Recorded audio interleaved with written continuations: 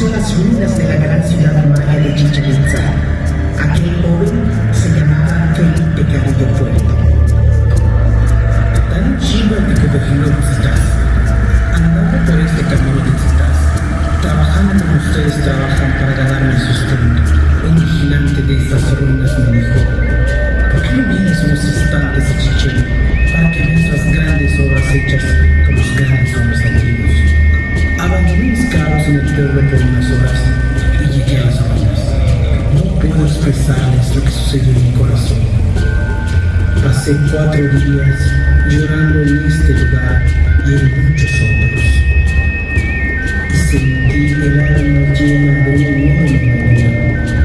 Y fue entonces cuando me pregunté: ¿hasta qué tiempo esas obras podrán ser conocidas por todos? ¿Y qué tiempo más pasarán ignoradas para la mayoría las obras de esos hombres antiguos?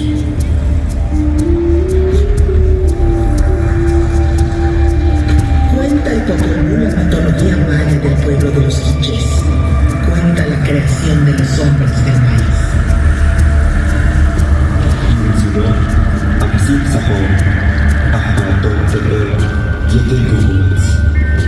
Los progenitores, los creadores y formadores de Teo y Gugumats hicieron a los hombres. De tierra, de lodo, hicieron la carne del hombre. Pero vieron que no estaba bien, porque se deshacía. Estaba blando, no tenía movimiento, no tenía fuerza, se caía, no movía la cabeza, no podía ver hacia atrás. Al principio hablaba, pero no tenía entendimiento. Se humedeció dentro del agua y no se pudo sostener. Entonces los creadores, los formadores, desbarataron y deshicieron su obra, y enseguida dijeron: hay que reunirse y encontrar los medios para que el hombre que formemos, el hombre que vamos a crear, nos sostenga y alimente, nos invoque y se acuerde de nosotros. A continuación vino la adivinación, la echada de la suerte con el maíz y el cité, y fueron hechos los mundos.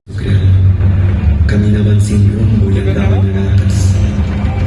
Sus piedras de moneda, sus vajillas de barro, sus ollas, sus perros, sus pavos, todos hablaron, todos, tantos cuantos había, manifestaron. Nos hicieron daño, nos comieron, les toca el turno, serán sacrificados. Y dicen que la descendencia de aquellos son los monos que existen ahora en las selvas.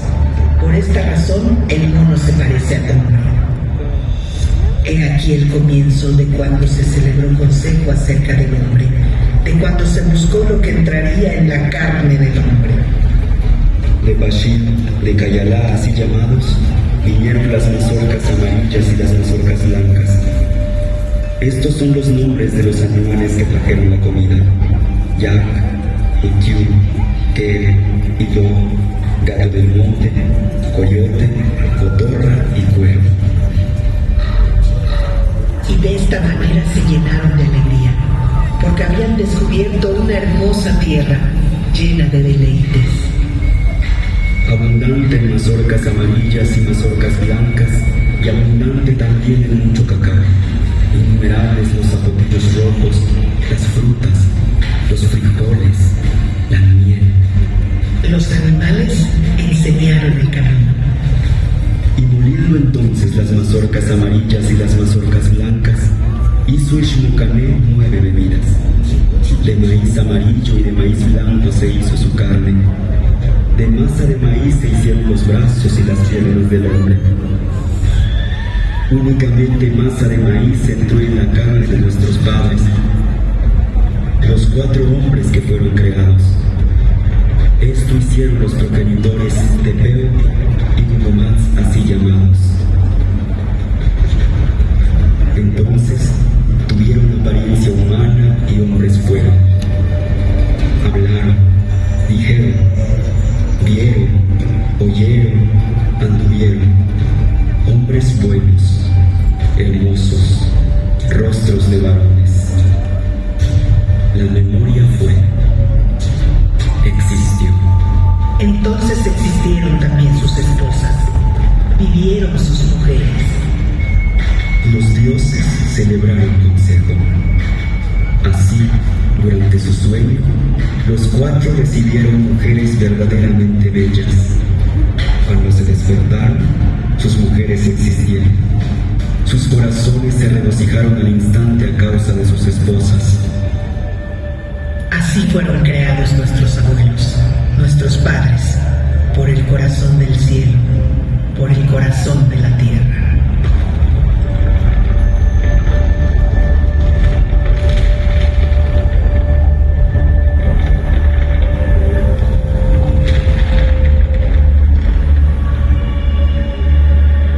La civilización maya floreció en lo que hoy son los estados de Yucatán, Quintana Roo, Campeche, Tabasco y Chiapas, los países de Guatemala y Belice y el occidente de Honduras y El Salvador.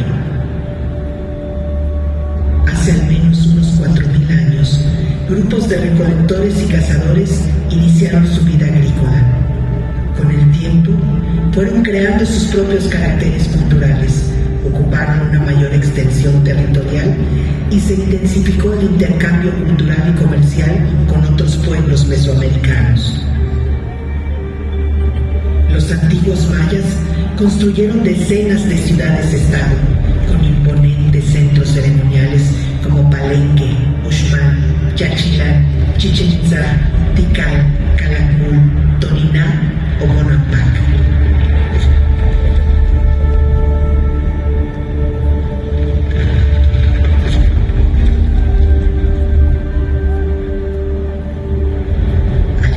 Otros pueblos de Mesoamérica, los gobernantes mayas también eran líderes religiosos. Lo terrenal era una réplica de lo divino. El soberano era el intermediario entre el dios patrono y la colectividad, por lo que era tenido por sobrehumano. La mayoría de la población se dedicaba a la siembra de maíz, frijol, calabaza, chile, tomate y cacao. El tributo que entregaban alimentó a la clase dirigente y a los constructores y escultores de los recintos ceremoniales, a artesanos, pintores y escritores de los códices, quienes crearon un arte esplendoroso.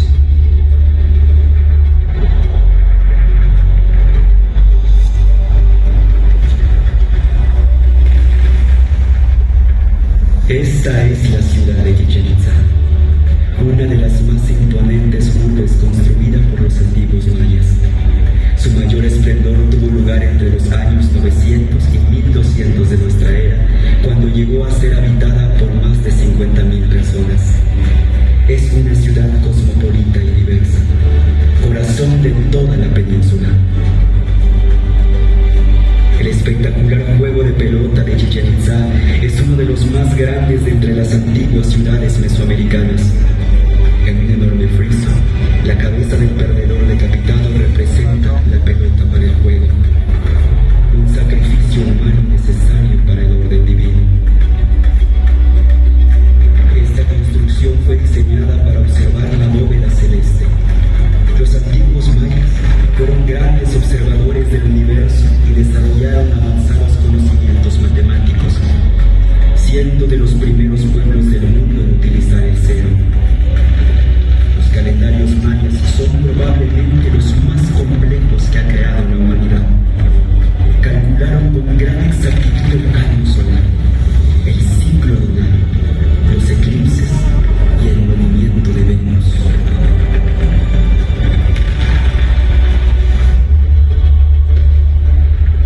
Entre las deidades más veneradas por los mayas está Chai, el dios del agua y de la lluvia, y quien le abre camino, Kukulcán, la serpiente emplumada, también conocido como Quetzalcóatl, Cucumatz o Cosa. A partir del siglo IX, por influencia del centro de México, los mayas de Chichén Itzá integraron a su cosmogonía a Kukulcán, divinidad que domina esta gran pirámide. Arriba, mamá, hasta arriba. Mira, mira, mira. En su interior existe un pasadizo que lleva a 2 bóvedas, donde fue encontrada una representación del jaguar, animal sagrado maya, y la escultura conocida como Chacomol, diario ritual que su uso y significado sigue siendo un gran misterio. Cada solsticio de primavera, en esta pirámide se observa descender a Kukulcán, ser divino que provoca el flujo de las sustancias entre el mundo de los dioses y el mundo de los hombres. Es el extractor. Como viento abre camino a las lluvias, como Venus abre camino alternadamente al sol y a las sombras de la noche. Como señor de los árboles cósmicos abre el camino calendario a los dioses transformados en tiempo. Extrae al género humano y al niño que nace. Extrae para el pueblo la luz, el calor y el alimento. Kukulcán sostiene el cielo.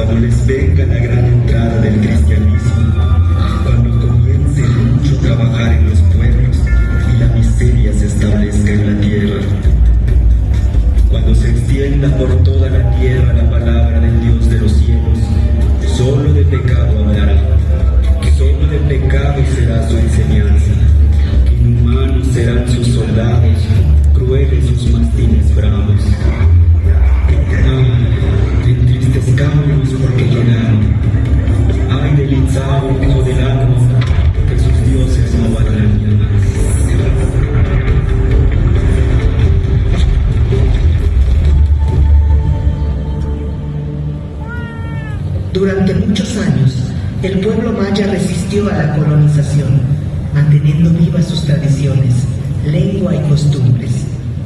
Sin embargo, durante la colonia se formó una casta que dominó la península por mucho tiempo. A finales del siglo XIX, durante el Porfiriato, esos grandes dueños y señores de la tierra extendieron el cultivo del enequén. Los campesinos que antes tenían cierta libertad de sembrar sus propias parcelas fueron arrastrados a las haciendas, donde nacían y crecían como peones acasillados. Los mayas, junto con miles de indígenas capturados en el estado de Sonora, fueron sometidos a la esclavitud por deudas, a trabajos forzados, a castigos corporales y a un profundo desprecio por su cultura. Una sentada así justificaba el maltrato. Es necesario pegarles, es muy necesario, porque no hay otro modo de obligarlos a hacer lo que uno quiere. ¿Qué otro medio hay para imponer la disciplina en las fincas? Si no los golpeamos, no harían nada. Contra esas condiciones, los mayas se rebelaron. Cuando triunfaron los revolucionarios del norte contra la dictadura de Victoriano Huerta, en Yucatán, las cosas comenzaron a cambiar. En 1915, el general Salvador Alvarado es nombrado gobernador provisional de Yucatán con la encomienda de llevar a cabo el programa de la revolución. Carrillo Puerto lleva 2 años en el Ejército Libertador del Sur. Aprende de la lucha de los zapatistas y ayuda a repartir la tierra en la región de Cuautla. Allá andaba cuando recibe noticias de su tierra. Me avisan que el general Alvarado está repartiendo tierras entre los mayas. Yo estoy muy contento aquí, ayudando a que los campesinos de Morelos reciban también sus tierras. Pero aquí tienen a Zapata, así que yo no hago falta. Me voy a Yucatán. El gobierno de Alvarado suma a Carrillo Puerto a la tarea de repartir tierras en Motul. La participación del pueblo crece. Se realizan encuentros de obreros y campesinos. Se convoca al primer Congreso Feminista de México y se funda el Partido Socialista de Yucatán. Al frente de este partido, Carrillo Puerto organizó las ligas de resistencia. Poblado por poblado, en caseríos y haciendas, al grito de tierra y libertad, se organizaron miles de indígenas mayas.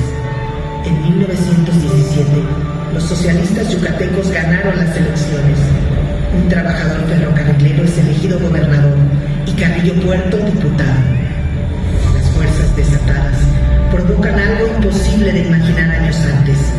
En Motul se reúnen los hombres del maíz. Dirigentes de todas las regiones de Yucatán dan su voz. Hay que sembrar maíz y ser autosuficientes. Hay que regenerar la comunidad, reanimar la cultura y recuperar la dignidad. Los hacendados enequeneros defienden sus privilegios y desde los tradicionales periódicos atacan al gobierno socialista. El presidente Carranza se inclina a favor de la oligarquía local, detiene las primeras reparticiones de tierra y envía a un nuevo responsable del Ejército Federal a Yucatán, que reprime a los dirigentes de las líneas de resistencia. Carrillo Puerto denuncia la restauración conservadora en Yucatán y sale exiliado a la Ciudad de México. Cuando es derrotado Carranza, los hacendados de Yucatán ya no tienen el apoyo del centro y Carrillo Puerto regresa a su tierra. En el puerto de Progreso lo recibe una multitud. En 1921, los socialistas en Yucatán se vuelven a organizar.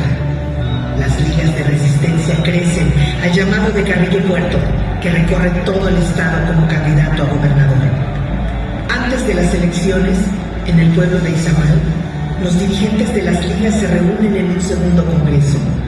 Algunos que solo hablan maya o no saben escribir trazan sus objetivos, a los que llaman nuestras utopías. Se propone la expropiación de las tierras de las haciendas y distribuir sin intermediarios los frutos del trabajo. También acuerdan promover las demandas feministas y desterrar los prejuicios que han esclavizado a las mujeres. El pueblo maya vota abrumadoramente por su curul Felipe, como le llaman, hermano Felipe. En la Plaza Grande de Mérida, el nuevo gobernador dice ante miles de personas: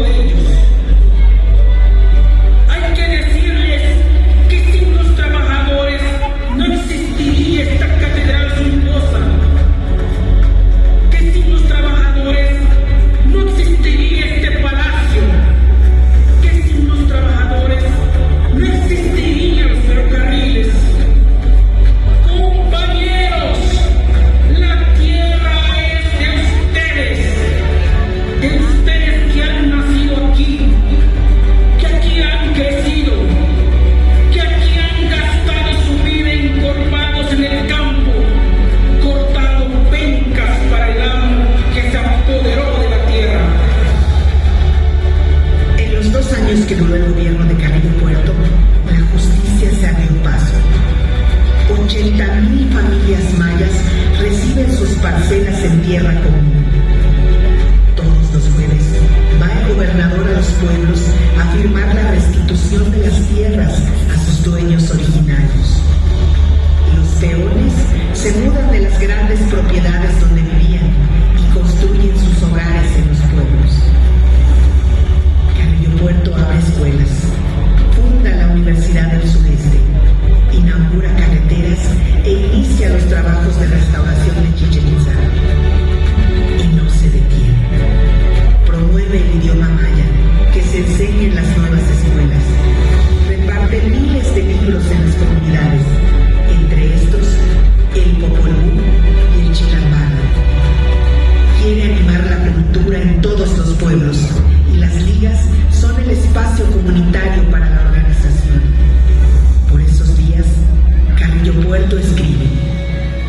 diga tiene una banda o orquesta, ya que nuestra gente es demasiado triste y tiene que aprender a cantar y bailar no solo sus bellas canciones, sino también otras danzas más alegres y tonadas más libres.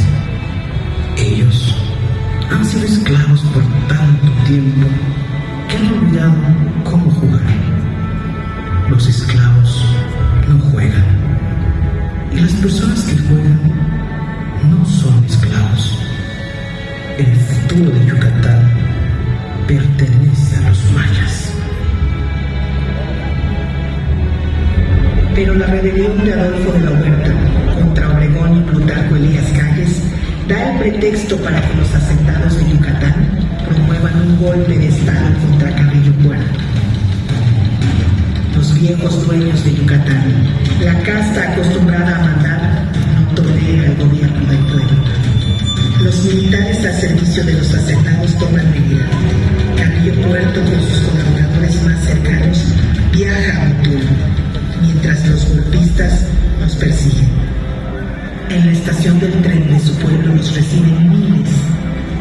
El pueblo no está armado y Carrillo Puerto quiere evitar una masacre. Entonces pide a la gente que regrese a sus casas. En su escape busca el mar para embarcarse, pero es capturado y sometido a un juicio sumario.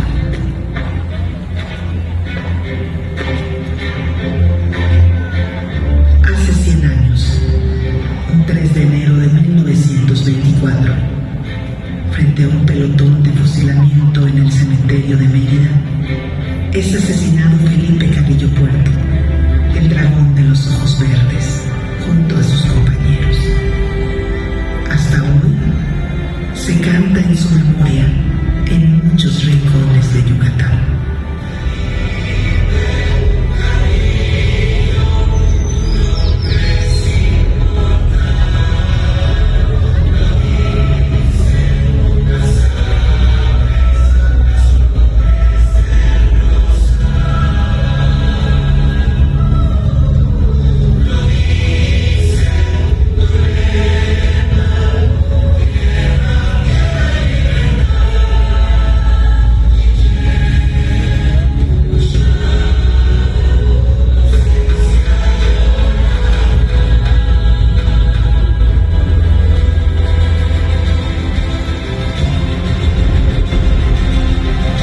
De 1000 años después de construir esta gran pirámide, 100 años después de la revolución de Carrillo Puerto, las mujeres del maíz, los hombres del maíz, los indígenas mayas siguen construyendo sus propios caminos.